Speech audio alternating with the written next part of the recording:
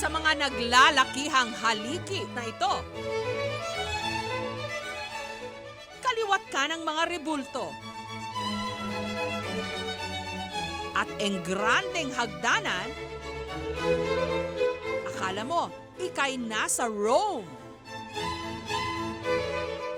Pero ang mansyong ito, wala sa Roma, kundi nasa tuktok ng Barangay Busay sa Cebu City. Opo, dito lang yan sa Pilipinas. Ang ginagawa ngayong Temple of Leia na unti-unti nang nakilala bilang bagong atraksyon sa Cebu. Tinatayang humigit kumulang 5,000 square meters ang lawak ng Temple of Leia. Meron itong 7 palapag, mahigit 20 mga kwarto, at mahigit 60 mga poste o column. Ang Temple of Leia, hindi lang daw residential o tourist attraction, kundi bantayog o monumento ng wagas na pag-ibig ng may-ari ng mansyon. Ang retiradong 76 anyos na negosyanteng si Teodorico Adarna, lolo ng sexy star na si Ellen Adarna, para sa kanyang pinakaminamahal na asawa na si Leia Villa Albino. Nagkakilala raw sina Teodorico at Leia nung kapwa nag-aaral pa sila. Crush ng bayan daw noon si Leia.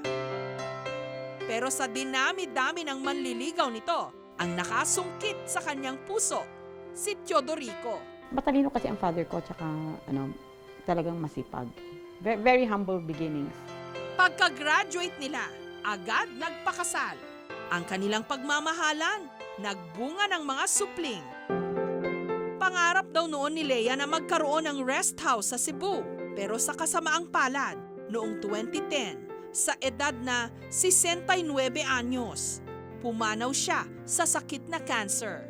Sa sobrang lungkot ng kanyang mister, naisipan nilang mag-aama na magtayo ng Greek mythology-inspired na mansyon para manatiling buhay ang mga alaala ni Leia. Parang before she died, na siya, sino mag-aalaga ng gamit ko? Parang gano'n. So nag-promise yung father ko, ka mag-alala, yung lahat ng gamit ko, ilalagay ko sa isang lugar, doon natin yan i-store. Kaya yung Temple of Leia.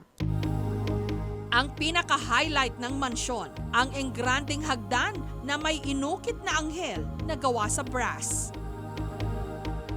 Narito rin ang halos 10 talampakang taas na rebulto mismo ni Leia na may hawak na bulaklak at suot pang korona na gawa sa bronze.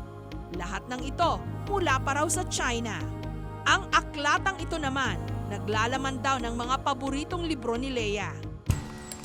Sa kasalukuyan, under construction pa rin ang Temple of Leia, pero open to the public na. Walang entrance fee. He has his ways of expressing his great love for my mother. Yeah, kasi iba-iba naman yung pag-express ng love ng tao sa isang tao. My father maybe feels that is the best way for him to express his love to my mother. Akala namin nasa like Greece. Greece kami. At saka yung location niya nakita mo, overlooking. Pinangarap kong pumunta sa mga itong lugar. Kaya luckily, andito na sa Cebu.